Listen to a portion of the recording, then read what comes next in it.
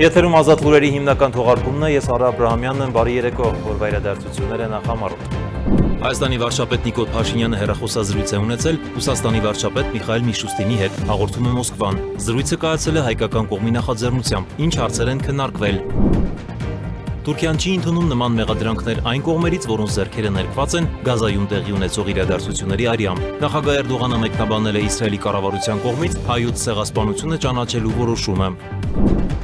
Բնակչության համար բնական գազի եւ էլեկտրաէներգիայի սակագները չեն փոխվի։ Հանրային ծառայությունները կարգավորող հանձնաժողովի նիստում քննարկվել են բնական գազի փոխադրման, բաշխման եւ գազամատակարարման համակարգի օպերատորի ծառայության սակագների վերանայման հարցերը։ Ազգային ժողովի տնտեսական հարցերի մշտական հանձնաժողովն այսօր տեղի ունեցած արտահերթ նիստում քննարկել է մի շարք օրենսդրական նախաձեռնություններ, այդ թվում հարկային օրենսգրքին պետական գույքի մասնավորեցմանը, քաղաքաշինությանը վերաբերող նախագծեր։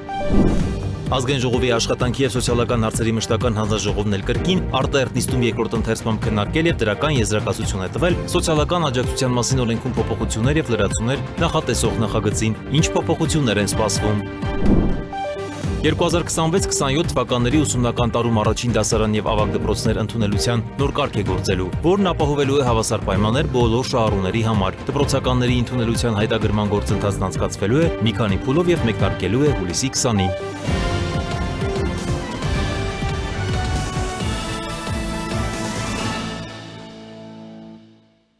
Հայաստանի Հանրապետության վարչապետ Նիկոլ Փաշինյանը հեռախոսազրույց է ունեցել Ռուսաստանի Դաշնության վարչապետ Միխայիլ Միշուստինի հետ, հաղորդում է Մոսկվան, հավելելով, որ զրույցը կայացել է հայկական կողմի նախաձեռնությամբ։ Ռուսաստանի Դաշնության կառավարությունից էլ հայտնել են, որ քննարկվել են ռուս-հայաստանյան գործակցությունը առևտրատնտեսական, գիտական, տեխնոլոգիական, մշակութային եւ հումանիտար ոլորտներում։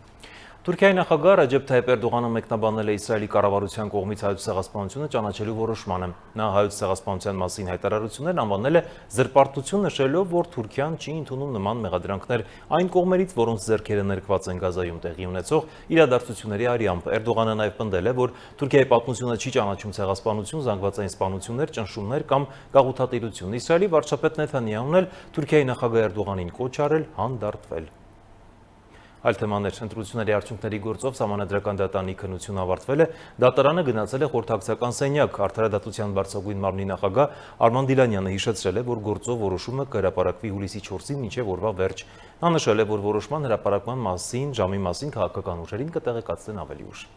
Բնակչության համար բնական գազի եւ էլեկտրաէներգիայի սակագները չեն փոխվի, հանրային ծառայությունները կարգավորող հանձնաժողովի նիստում քննարկվել են բնական գազի փոխադրման, բաշխման եւ գազամատակարարման համակարգի օպերատորի ծառայության սակագների վերանայման հարցերը։ Հանձնաժողովում ընդգծել են, վերահաշվարկները կատարվել են իրենց նախաձեռնությամբ, սակայն վերջնական սպառողների, այդ թվում բնակչության համար սակագնային փոփոխություն չի նախատեսվում։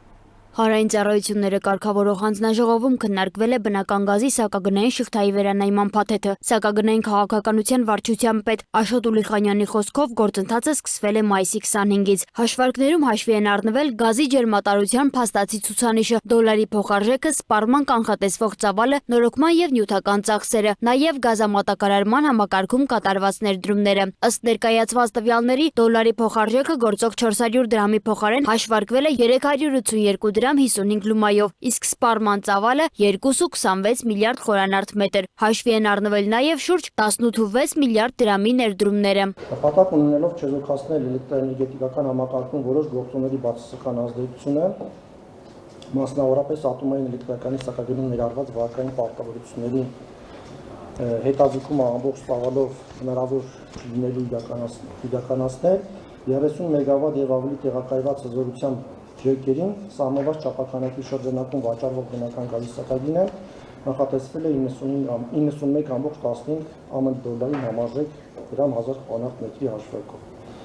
Բնական գազի մյուս բոլոր սպառողների, այդ թվում բնակչության համար սակագները մնում են անփոփոխ։ Փոփոխություններ են նախատեսվում համակարգի ներսում գործող որոշ սակագների վրա։ Բնական գազի փոխադրման սակագինն առաջարկվում է նվազեցնել սահմանելով 8087 դրամ 223 լումա 1000 խորանարդ մետրի համար։ Վերանայվել են նաև էլեկտրաէներգետիկ համակարգի որոշ արտադրող կայանների սակագներ եւ չափականակներ, սակայն սպառողների համար էլեկտրաէներգիայի սակագինը չի փոփոխվում։ Հանրային ծառայությունը կարգավորող հանձնաժողովի նախագահ Մեսրոպ Մեսրոպյանի խոսքով այս վերանայումը կատարվել է ոչ թե ընկերությունների հայտով, այլ հանձնաժողովի նախաձեռնությամբ։ Նա նաև նշել է, որ մինչև տարեվերջ սահմանի վրա գազի գնի բարձրացում չի կարող լինել։ Գործնականում Այսօրվա մեր որոշմամբ մինչև տարվա վերջ, մինչև դեկտեմբերի 31 մենք այդ հարցը փակեցինք, իսկ արդեն հունվարի 1-ից սկսած, այո, Գազպրոմ Արմենիան կարող է նման նախաձեռնությամբ հանդես գալ եւ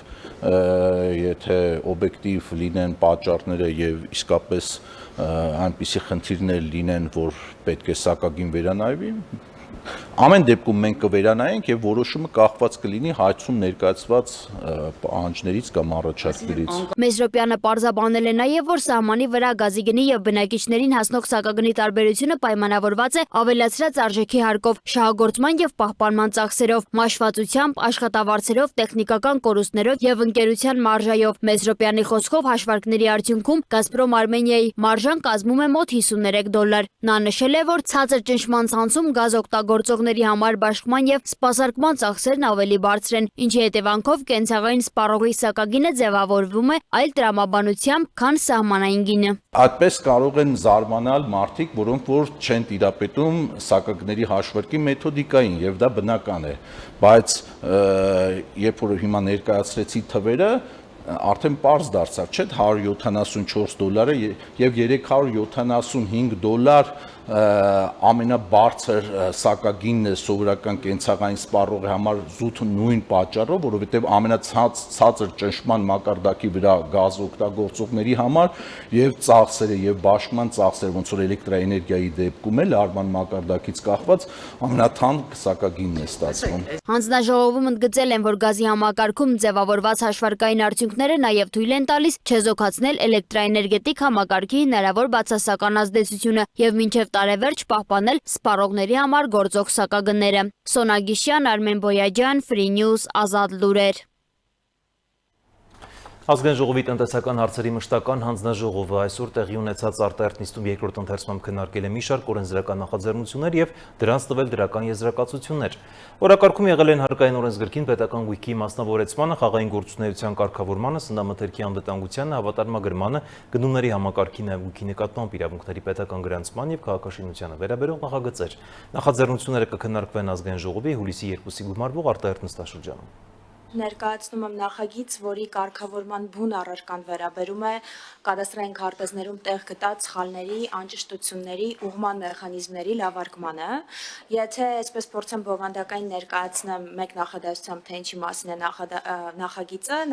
նրա մասին է, որ պետությունը փորձում է վերցնել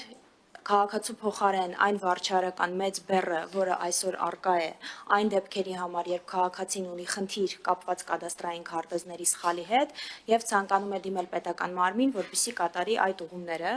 Նշեմ, որ այս ոլորտում մենք ունենք նաեւ բավականին զարգացած դատական պրակտիկա, ունենք անգամ վճռաբեկ դատանի նախադեպային որոշում, որը ըստ էության ամրագրում է, որ նմանատիպ դեպքերի համար պետությունը պետք է կրի պոզիտիվ պարտականություն կանգնելու իր քաղաքացու կողքին օրենքով սահմանված կարգով եւ այն նպատակի համար, որը որ իրականում նախատեսվում է, ամրագրվում է թե դատական պրակտիկայում եւ թե նախագծում։ Ազգային ժողովի աշխատանքի եւ սոցիալական հարցերի մշտական հանձնաժողովն կրկին արտահերթ նիստում երկրորդ ընթերցմամբ քննարկել եւ դրական եզրակացություն է տվել սոցիալական աջակցության մասին օրենքում փոփոխություններ եւ լրացումներ նախատեսող նախագծին։ Փոփոխություններով սահմանվում են անօթևանի եւ բնակության վայր չունեցող անձի վերաբերյալ կարգավորումներ, վերանայվում է խնամքի ծառայությունների համակարգը, ներդրվում է անկախ կյանքի հմտությունների կենտրոնի գաղափարը, նաեւ սոցիալական սատարողների հավաստագրման կարգը։ Սահմանել էինք անօթևան հասկացությունը, նաև խնամքի հոդվածն ենք ամբողջությամբ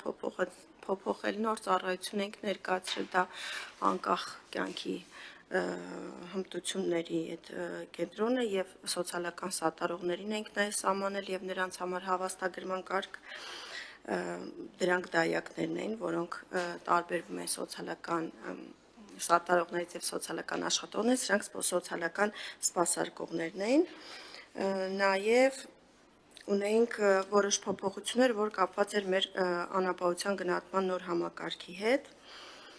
Հիմնականում այս բովանդակային փոփոխություններն էին, առաջինից երկրորդ ընթերցում նաև ստացել ենք կառավարությունից որոշակի դիտարկումներ, Դրանք տեխնիկական են,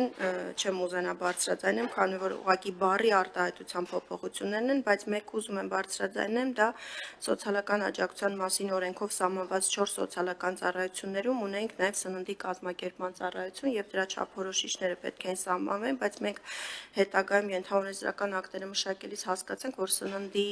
կազմակերպման համար բավականին չափորոշիչներ առկա են արդեն Հայաստանի Հանրապետության օրենսդրության մեջ եւ կարիք չկա ինչ-որ նոր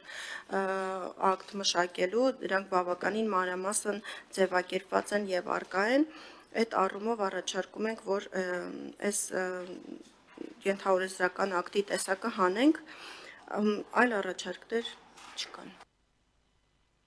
Քաղաքացիական պայմանագիր խմբակցության падգամավորներն առաջարկում են փոփոխություններ կատարել քրեական օրենսգրքում սահմանելով քրեական պատասխանատվություն այն անձանց նկատմամբ, ովքեր կխուսափեն զորահավաքային զորակոչի, այլընտրանքային ծառայության կամ վարժական հավաքներից խուսափելու հատկանիշներով հարուցված քրեական վարույթի ընթացքում առողջական վիճակի վերաբերյալ հետազոտության կամ փորձաքննություն անցնելու, ինչպես նաև փորձաքննության համար նմուշ տալու պահանջը կատարելուց։ Ըստ այդմ առաջարկվում է սահմանել ազատազրկում 1-ից մինչև 3 տարի ժամկետով։ Նախագիծն այսօր առաջին ընթերցում քննարկվել է Ազգային ժողովի Պաշտպանության եւ անվտանգության հարցերով մշտական հանձնաժողովի նիստում, ստանալով դրական եզրակացություն։ Այն կքննարկվի նաեւ խորհրդանի արտահերթ նիստում 24-ժամյա ռեժիմով։ Քաղաքացիական պայմանագիր խմբակցության падգամավոր Վահագն Ալեքսանյանն էլ ներկայացնելով օրենսդրական սույն նախաձեռնության հիմնավորումները նշել է. Առաջարկվող օրենսդրական լուծումը կնպաստի կեղծ հիմքերով պարտադիր զինվորական ծառայությունից ազատման կամ տարկետման դեպքերի նվազմանը, ինչպես նաև հնարավորություն կընձեռի արդարացի քրեաիրավական գնահատական տալ նախկինում այդպիսի կեղծ հիմքերով զինվորական ծառայություն չանցած անձանց գործողություններին։ Հարգելի գործընկերներ, եթե այս իրավական բառամթերքից դուրս գանք, ապա մեր իրականությունը հետևյալն է, լինում են դեպքեր, երբ որ մարդիկ կեղծ փաստաթղթերով ազատվում են զինվորական ծառայությունից։ Ու ենթադրենք իրավապահ մարմինները ստանում են օպերատիվ տեղեկատվություն այդ մասին, որ այսինչ մարդը կեղծ թղթերով ազատվել է զինվորական ծառայությունից։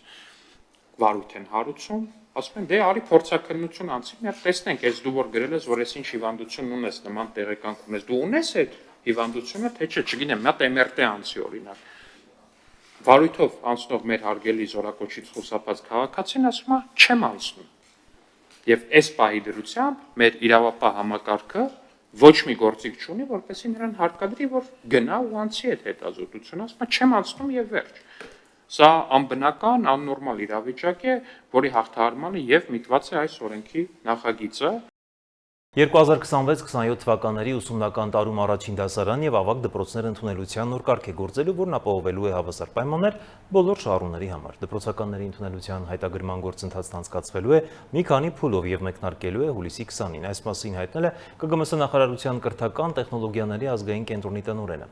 Մանրամասները ներկայացվող տեսանյութում։ Հայաստանի Հանրապետության կառավարությունը որդեգրել է մի գործելավոճ, ըստ որի յուրաքանչյուր քաղաքացի, որը ցանկանում է օգտվել պետական ծառայություններից, պետք է անցնի նույնականացում եւ ունենա էլեկտրոնային օգտահաշիվ։ Այս տրամաբանությամբ է մշակվել ավագ դպրոցների նաեւ առաջին դասարան ընդունելության նոր կարգը, հայտնեց Կրթության, գիտության, մշակույթի, սպորտի նախարարության կրթական տեխնոլոգիաների ազգային կենտրոնի տնօրեն Արտակ Պողոսյանը։ Ըստ բանախոսի ընդունելության հայտագրման ծառայություններից օգտվելու համար նախ ծնողը պետք է ունենա իր օգտահաշիվը կրթության կառավարման տեղեկատվական հարթակում, որն անհրաժեշտ է ոչ միայն հայտագրման, այլև հետագայում ԿԳՄՍ նախարարության կողմից տրամադրվող այլ ծառայություններից օգտվելու համար։ Օրինակ, ծնողը երեխայի օրագիրն առցանց կարող է տեսնել ոչ թե վերացական ինչ-որ մի էջում, այլ իր օգտահաշվում, ընդգծեց Պողոսյանը։ Հայտագրումից հետո ծնողը կարող է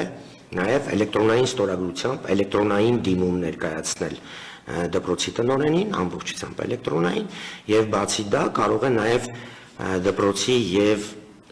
ծնողի միջև կնքվող պայմանագիրը ստորագրել էլեկտրոնային տարբերակով, էլեկտրոնային ստորագրությամբ։ ԿԳՄՍ պաշտոնյան հավելեց, որ այն ծնողները, որոնք ունեն էլեկտրոնային ստորագրություն, նրանց համար հայտագրման խնդիր չի առաջանա։ Կա այլ ընտրանքային տարբերակ, իրենց իսկ էլեկտրոնային փոստի միջոցով կրկին կարող են օգտահաշիվ բացել, անցնել նույնականացում, սակայն այս պարագայում եւ ծնողը եւ երեխան պետք է ունենան հանրային ծառայության համարանիշ, որը պարտադիր պայման է։ Պողոսյանն ընդգծեց, որ ավագ դպրոցներում մասնավորապես մասնագիտացված նշված դպրոցներում, որոնք բոյերի ենթակայության ներքո են գործում, ընդունելությունը այս տարի դեռևս իրականացվելու է նախկին ընթացակարգերով, սակայն հաջորդ տարիների համար գործելու է ԿԳՄՍ նախարարության հայտագրման նոր համակարգը։ Վերջինիս հավաստմամբ նույն փուլերն ու ընթացակարգը գործում է նաև 10-րդ դասարանցիների համար։ Բացի այդ, արդեն այսօրվանից սկսած ծնողները համակարգում կարող են օգտահաշիվներ բացել եւ չսպասել հայտագրման օրվան։ Իսկ հայտագրման առաջին փուլը մեկնարկելու է հուլիսի 20-ին, որից կարող են օգտվել այն ծնողներն ու աշակերտները, որոնք ունեն առաջնահերթություններ։ Նա մանրամասնեց նաև երկրորդ փուլի մեկնարկի մասին։ Հաջորդ փուլը, որը համընդհանուր հայտագրման համար է,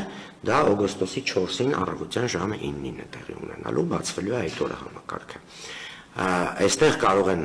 մի բան շեշտեմ, որ առաջնահերթությունից կարող են օգտվել ինչպես հայերեն, այնպես էլ ռուսերեն ուսուցմամբ դասարաններ ցանկացող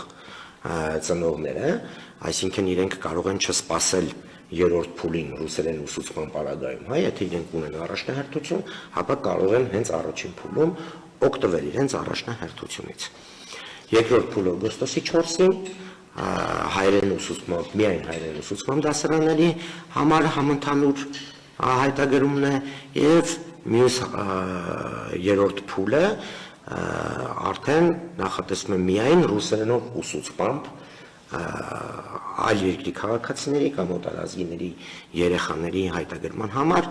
ռուսերեն դասարաններ։ Արտակ Պողոսյանը նշեց, որ չնայած հնչող դժգոհություններին, որոնք հիմնականում վերաբերում են տեխնիկական խնդիրներին, թվայնացումը եւ հայտագրման նոր համակարգի ներդրումը հնարավորություն է տալիս ի հայտ բերելու ոլորտում կուտակված զանազան խնդիրներ, եւ որ ամենակարևորը բոլոր շահառուների, այս դեպքում աշակերտների համար ապահովում է հավասար պայմաններ եւ կոռուպցիա կամ առավել եւս խնամի ծանոթ բարեկամ հասկացողությունը այս պարագայում չի գործելու։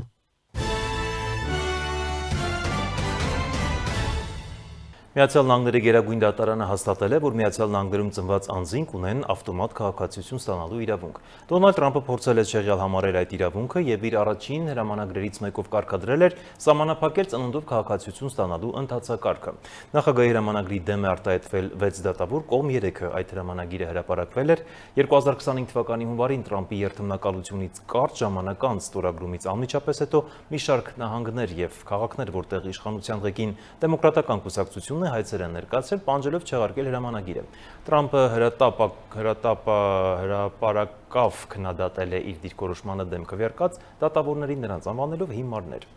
Հուլիսի 1-ից առանց վիզայի օտարերկրյա բոլոր քաղաքացիները Ռուսաստան կարող են մուտք գործել միայն Գոսուսլուգի.ru ID հավելվածի միջոցով։ ՌԻԱ Նովոստին հայտնել է Պետդումայի վերահսկիչ կոմիտեի նախագահի առաջին տեղակալ Դմիտրի Գուսեևը։ Փոփոխության անհրաժեշտությունն ըստ նրա պայմանավորված է նրանով, որ եթե անձը պլանավորում է մուտք գործել Ռուսաստանի Դաշնություն, պետությունը պետք է նախապես իմանա, թե ով է նա, նրա այցելության նպատակը, մնալու տևողությունը։ Դիմումը պետք է ներկայացվի մուտք գործելուց ոչ ուշ, քան 42 ժամ առաջ, մանրամասնել է պատգամավորը։ Կարգավորումը բացառություններ է նախատեսում Բելարուսի քաղաքացիների, 6 տարեկանից փոքր երեխաների, դիվանագետների, ծառայողական անձնագրեր ունեցողների եւ պաշտոնական պատվիրակությունների անդամների համար։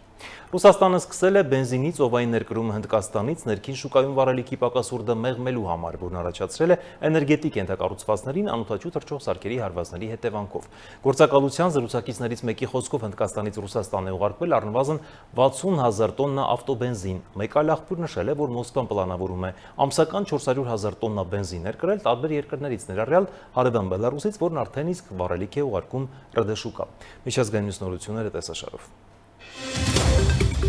Իրանական պատվիրակությունը Դոհայում բանակցություններ կանցկացնի Կատարի, այլ ոչ թե ԱՄՆ-ի հետ, հայտարարել է Իրանի ԱԳՆ խոսնակը։ Մենք մտադիր չենք առաջիկա օրերին որևէ մակարդակով հանդիպել ամերիկյան ներկայացուցիչների հետ։ Այնինչ հավանաբար տեղի կունենա Դոհայում վաղը բանակցություններ են հուշագրի դրույթների իրականացման, այն է իրանական ակտիվների ապասառեցման հարցի շուրջ, բայց այդ բանակցությունները տեղի կունենան կատարական կողմի հետ, ասել է Էսմայիլ Բաղեին ճեպազրույցի ընթացքում։ Կատարի ԱԳՆ-ից էլ նշել են, որ կողմերն առայժմ առաջընթաց չեն գրանցել իրանական 6 միլիարդ դոլարի ակտիվների ապասառեցման հարցում։ Կատարի ԱԳՆ պաշտոնական ներկայացուցիչը նշել է, որ այդ հարցը կախված է կողմերի համաձայնությունից եւ բանակցությունների ընթացքից։ Իսկ ահա Իրանի խորհրդարանի խոսնակ Ղալիբաֆն նշել է, որ եթե ԱՄՆ-ն հրաժարվի կատարել բանակցությունների ընթացքում ստանձնած իր պարտավորությունները, ապա իրենք պատրաստ են պատերազմի։ ԱՄՆ փոխնախագահ Վենսը հարցազրույցներից մեկում նշել է, որ Իրանը բանակցություններ է վարում, բայց հրապարակայնորեն հերքում է դա։ Զարմանալին եւ նյարդայնացնողն այն է, որ նրանք ասում են ոչ, այս պահին խաղաղության բանակցություններ չեն ընթանում, բայց միևնույն ժամանակ ԱՄՆ-ի եւ Իրանի միջև ընթանում են տեխնիկական բանակցություններ խաղաղության համաձայնագրի շուրջ։ Սա Իրանի բանակցային մարտավարությունն է, որ ես պարզապես չեմ հասկանում, հայտարարել է վերջինս։ Պատերազմը երբեք չի ավարտվում, ցանկանում եք ապրել, պետք է շատ ուժեղ լինեք։ Իսրայելն ուժեղ է, քան երբևէ։ Այս մասին էլ հայտարարել է Նեթանյահուն։ Պակիստանի Լահոր քաղաքում կրթական կենտրոնի տանիքի փլուզման հետևանքով զոհվել են առնվազն 14 երեխա, որոնց տարիքը եղել է 5-ից 16 տարեկան։ Փրկարարները փլատակների տակից դուրս են բերել երեխաներին եւ կենտրոնի 30-ամյա ուսուցչուհուն։ Տարբեր աղբյուրներում նշվում է, որ մոտ 20 մարդ է վիրավորվել կամ տեղափոխվել հիվանդանոց։ Մինչդեռ փլատակներում հայտնաբերվել է 20 մարդ, ձևակերպումը չի համապատասխանում ամենահաստատված տվյալներին։ Նախնական քննության համաձայն կենտրոնը գործել է չգրանցված կարգավիճակով, հին բնակելի շենքում եւ իշխանությունները սկսել են հնարավոր անփութության քննություն։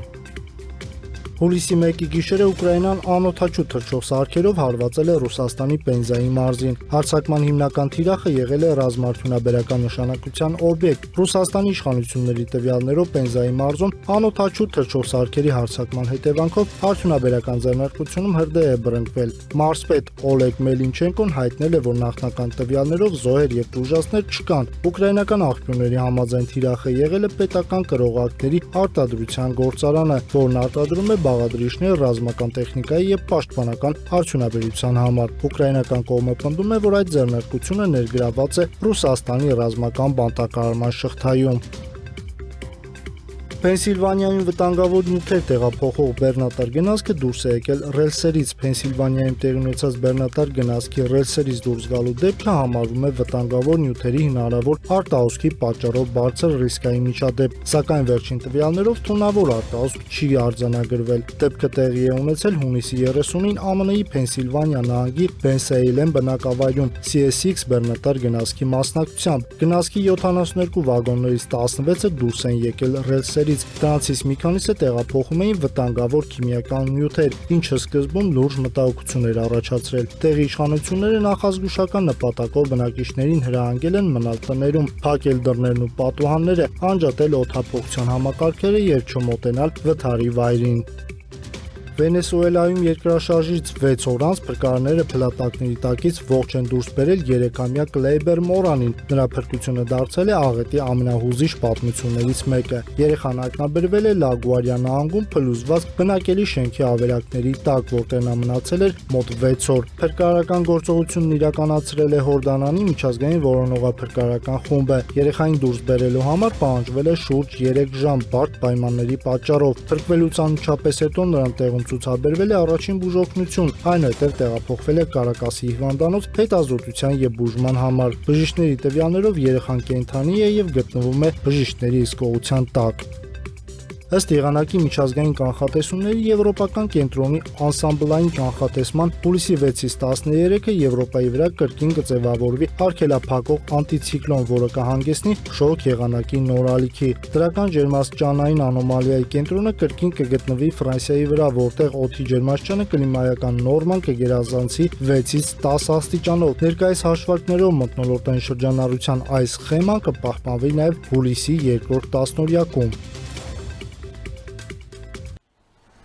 Այսքան այժմի համար կհանդիպենք։